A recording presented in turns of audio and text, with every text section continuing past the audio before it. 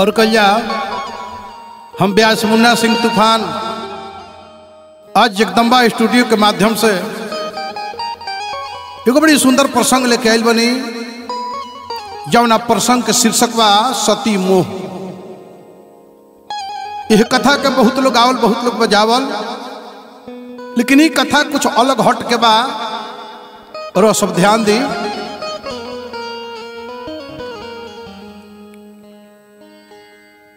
सती भगवान शंकर जी के संगे अगस्त ऋषि के आश्रम में राम कथा सुने खातिर जाता रही। यही प्रसंग बा। आखिर काहे राम कथा सुने खातिर गईली? जौना राम कथा के सुने खातिर सती अगस्त ऋषि के आश्रम में भोला बाबा के संगे जात रहली।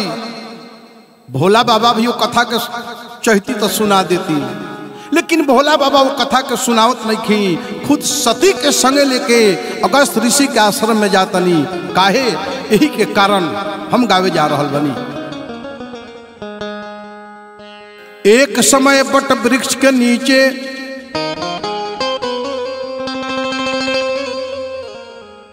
एक समय बट वृक्ष के नीचे सुंदर मृग चरम बिछाए हुए भगवान त्रिलोकी बैठे थे।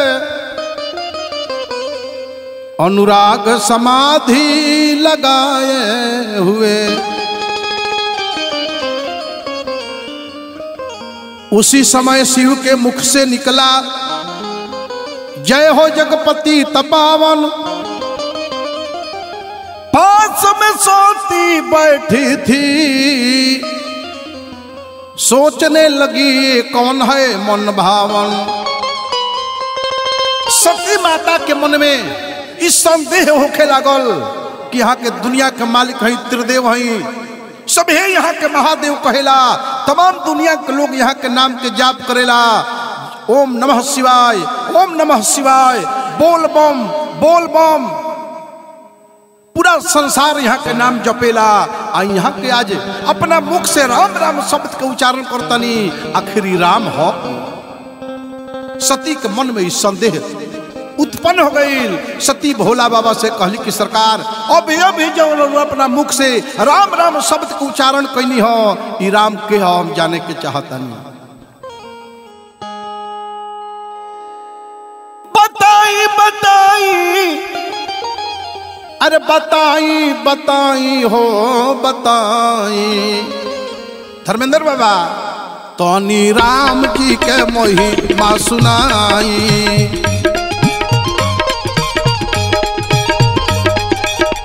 अरे बताई बताई बताई बताई बताई, ओ तनी राम जी के महिमा सुनाई।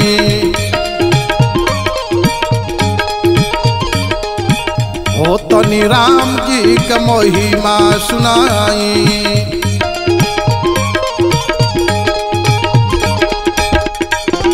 यह सती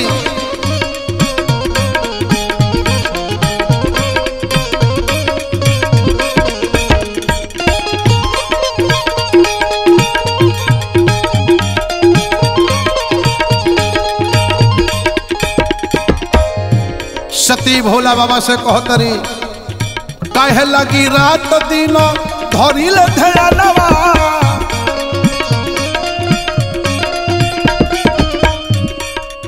काहे लगी रात दिन धरिल ध्यानवा। सच सच कही के सुनाई, तनी राम जी के महिमा सुनाई। ओ तनी राम जी के महिमा सुनाई।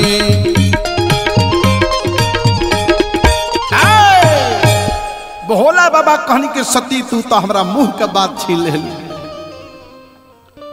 लेकिन तू हो मेहरारू के जात। हम तो तारा के कथा सुना दे भगवान के राम के हो, एकरा विषय में तारा के हम बता दे, लेकिन तू हो मेहरारू के जात। कतही हमार बात ना मनबू तो हमरा राम के अपमान हुई। ऐसे बढ़िया बा कि जहां से कथा हम सुन ले बनी तू हमरा संगे वही जुग चल चला। आर जहां से सुन ले बानी अपन राम के कहानी संगवा चलो ये भवानी। भोला बाबा कहनी कि जहां से हम कथा सुन ले बनी हमारा संग तू वही जुग चल चलो।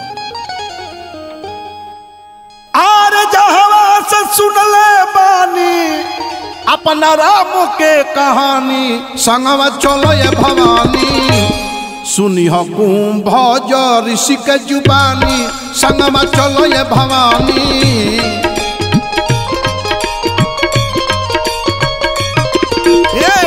सुनी हो कुंभ ऋषि के जुबानी संगवा चलो ये भवानी।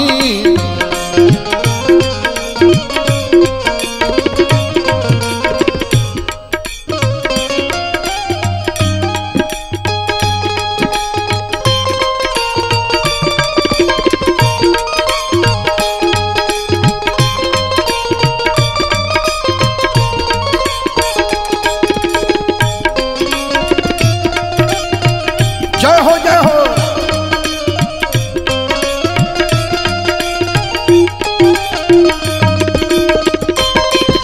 क्या बात है बाबा।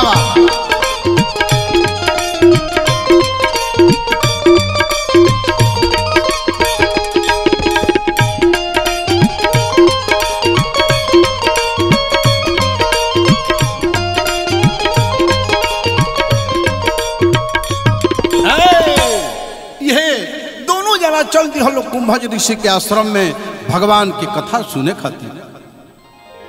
एक दिन भोला भंडारी गइल कुंभ ऋषि के दुआरी। एक दिन भोला भंडारी गइल कुंभ ऋषि के दुआरी। तो संगवा रहली दक्ष कुमारी हम गाइले लाचारी।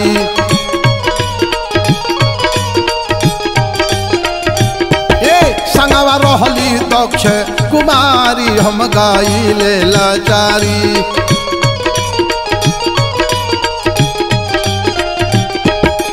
एक दिन भोला भंडारी गइल कुंभ ऋषि के दुआरी।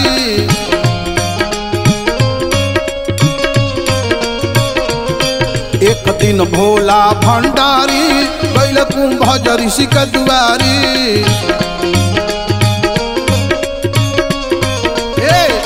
संगवा रहली दक्ष कुमारी हम गाइले लाचारी।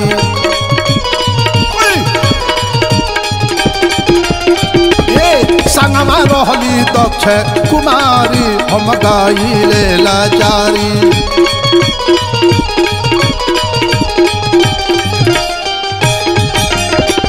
ये दोनों जना कुंभ ऋषि के आश्रम में पहुंचल बालो। गोस्वामी जी रामचरितमानस में चौपाई लिखतनी कि एक समय त्रेता युग माही शंभु गए कुंभ ऋषि पाही। सांग सती जग जननी भवानी अब पूछे ऋषि अखिलेश्वर मानी। दोनों जना ये पहुंचल वालो। दोनों जना के देख के अगस्त ऋषि बड़ी खुश बनी, बड़ी प्रसन्न बहिनी। दोनों जना के आदर सहित आसन पर बैठौनी, चरण के पोखरनी, आरती उतरनी।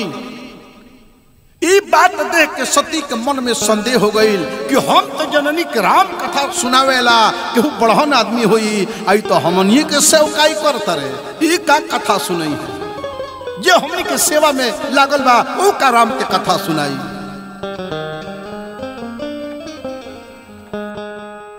अरे काल हो गईल हो भैया, काल हो गईल हो चरनिया, धोवल जीव के काल हो गईल। कुंभ ऋषि दोनों जना के जब चरण के पोखरनी हो गंगा जल से, सती के मन में संदेह हो गई जो हमनी के खुद चरण के पखारता, आरती उतारता, ऊ का राम कथा सुना। काल हो गईल हो भैया, काल हो गईल हो चरनिया धोवल जीव के काल हो गईल। तो सती सोचा तारी मन के भीतरिया चरनिया धोवल काल हो गई। सती सोचा तारी मन के भीतरिया चरनिया धोवल काल हो गई। सती सोचा तारी मन के भीतरिया चरनिया धोवल काल हो गई। सती सोचा तारी मन के भीतरिया चरनिया धोवल काल हो गई।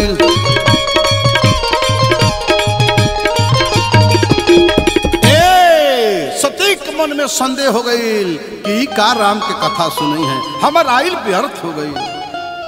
लेकिन गोस्वामी जी चौपाई लिखतनी राम कथा मुनि वर जब खानी असुनहु महेश परम सुख मानी। राम कथा जब चालू भइल भगवान भोला बाबा प्रेम से बैठ के भगवान राम के कथा के सुने लगनी। आ सती क्यों कथा पर विश्वास नहीं जमत, इनकर मन एने उन्हें डगमगाता। भोला बाबा जब देखनी तो कहनी कि सती तू का करता रू? अरे भगवान के कथा हो रहा बा, भगवान के कथा में अपन मन लगावो। कितनो भोला बाबा कहनी लेकिन कथा में उनकर मन नहीं खेला गो। कब एने ताकेली कब ओने ताकेली, कब लकड़ी उठा के धरती के खोदेली। तनी सुन लो सती हमरा राम के बतिया तनी सुन लो। अरे तनी सुन लो सती हमरा राम के बतिया हो तनी सुन लो।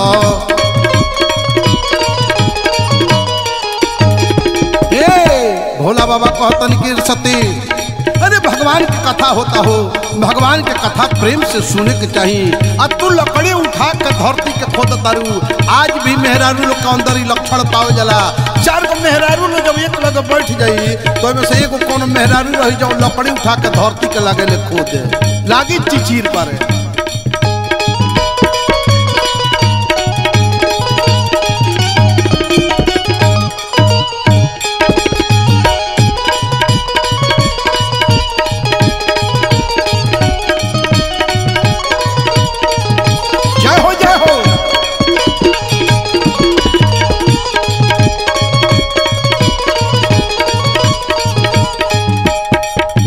भोला बाबा समझावतनी सती के कहतनी जन्म जन्म के तोहरो पाप कटी जाई। अरे 84 के चक्कर से मुक्ति मिली जाई।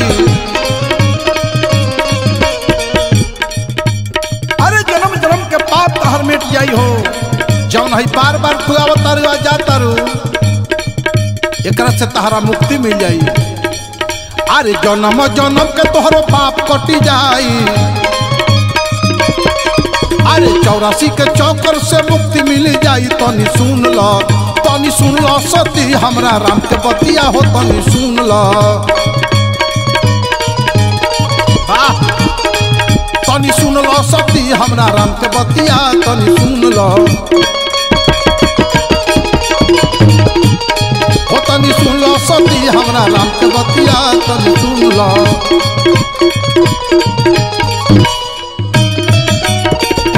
कथा जब बन भइल सती ना सुनली कथा बाप अगस्त ऋषि के बंद हो गई। अब यह दोनों जना अगस्त ऋषि से आज्ञा मांगता लो कि सरकार अब हमने के चले दिया। मुनि संग विद्या मांग त्रिपुरारी। अचले भवन संग दक्ष कुमारी। ये अगस्त ऋषि से आदेश लेके यह दोनों जना अपना कैलाश पर्वत पर चलत आलो। रास्ता में भोला बाबा कमन में विचार पैदा होता कि भगवान है धरती पर नौर लीला करे खातिर अवतार ले बनी तेरी भगवान के दर्शन हो जाए। हृदय विचारत जात हर के विधि दर्शन हो। यह भोला बाबा कमन में विचार प्रकट होता कि भगवान के तनिया सा दर्शन हो जाए। तले वही समय में पीता बचन तजी राज उदासी आ दंडक वन विचरत अभिनाशी। वही समय में भगवान राम लक्ष्मण दोनों भाई सीता जी के खोजत तालो, चारों तरफ घूमत तालो। तेरह जना वनवास में जब चल लो, रावण मार्च के सहारा लेके सीता जी के हरण कर लेलस। और वही सीता जी के राम लक्ष्मण दोनों भाई हर एक गाछ से, हर एक पतई से, हर एक जीव जंतु से पूछता लो कि कतही सीता के देखल हो, कतही सीता के देखल हो। केहू रावण के डर से बोले के नहीं चाहत। अरे खोजाई खोजाई खोजाई दोनों भैया कर लो गले खोजाई। ये दोनों भाई घूम घूम के खोजत आलो, लेकिन कतही सीता जी के पता लागत नहीं। तले भगवान भोला बाबा के नजर अचानक पड़ल बा। अपना प्रभु के भगवान पहचान गई। कहनी कि धन्य भाग बा हमार कि आज हमरा प्रभु से, हमरा इष्ट देव से दर्शन हो गई। दूरे से भगवान दोनों हाथ जोड़ के जय सच्चिदानंद जग पावन अस कही चले मनोजन सावन। भोला बाबा प्रणाम को के आगे बढ़े लगनी। सत्य के मन में फिर संदेह हो गई कि यहाँ के वन में घूमे वाला वनवासी के प्रणाम करतनी, यहाँ के ई कौन लीला ऊपर कैले बनी। सती कहली कि सरकार हम जाने चाहतनी कि रौरा वन में घूमे वाला वनवासी लोग के, हई चिड़ई मारे वाला लोग के रौरा घूम घूम के प्रणाम करत फिरतनी। राम कथा जब से सुन ले बनी तब से रौरा अंदर का हो गई बा। बड़ी सुंदर भाव लागो। त्रिपुरारी रौरा काहे ऐसन काम करिले, त्रिपुरारी रौरा काहे ऐसन काम करिले।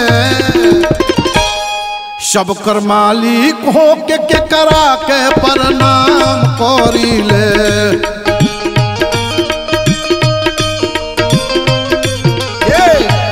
सब कर मालिक हो के करा के प्रणाम करिले।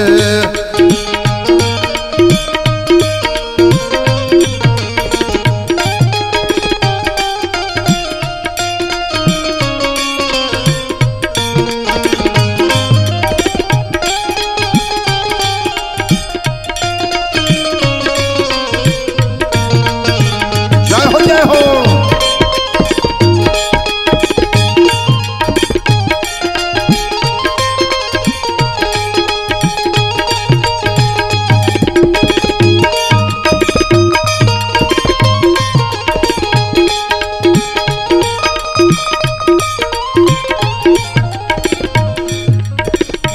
भोला बाबा कहनी के सती जकर कथा सुन के आवतारू, हम जकरा के प्रणाम कोई हो उहे के हमार इष्ट देव हैं। कहनी भोला हे सती अरे मन के भरम हटा दो, नेह लगावो श्री राम से, चरण में माथा झुका लो। जकरा के तू वनवासी बुझतारू, चिड़ई मारे वाला बुझतारू, उ एक हमार इष्ट देव हई। ये धरती पर वहां का नर लीला कर रहल बानी। तबो सती के मन में विश्वास नहीं होत। सती कहली कि भले रौरा मानतनी लेकिन हम ना मानब। तो कहतरी जदि हवे अखिलेश त काहे धइले ओइसन भेष।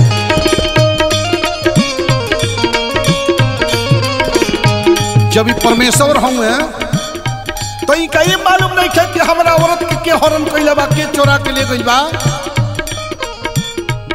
जदि हवे अखिलेश त काहे धइले ऐसन भेष।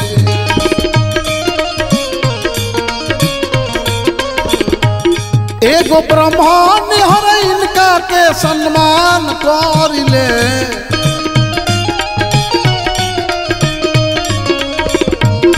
एगो ब्राह्मण हर इनका के सम्मान करिले।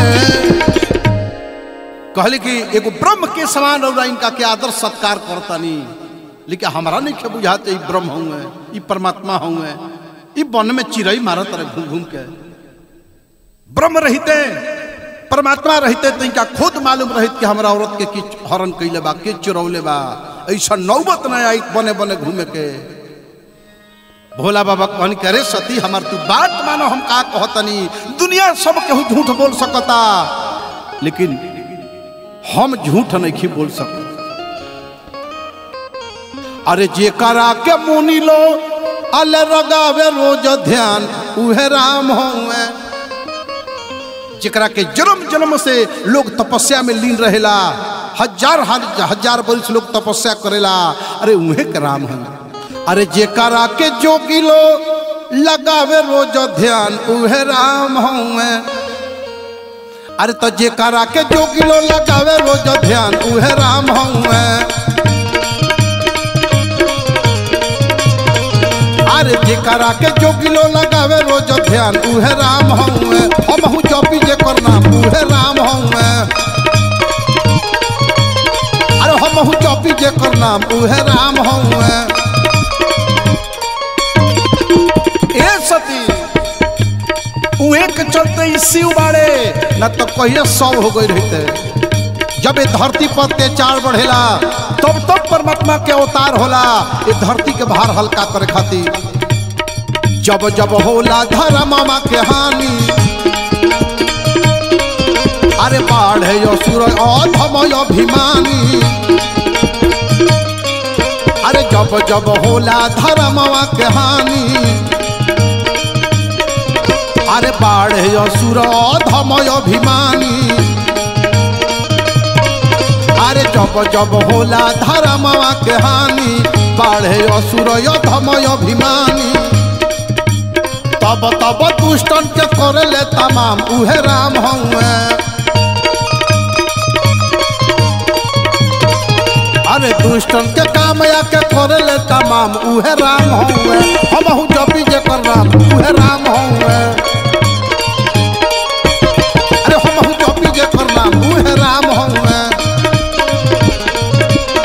हमहु जपी जेकर नाम उहे राम होवे।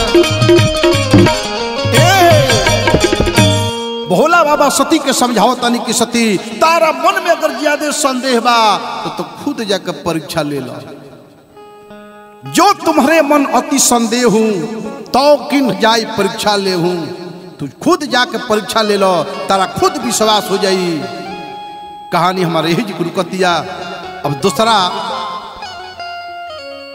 भाग में रोगा सबकी कथा सुनावल जाई। प्रेम से बोल दी शंकर भगवान की।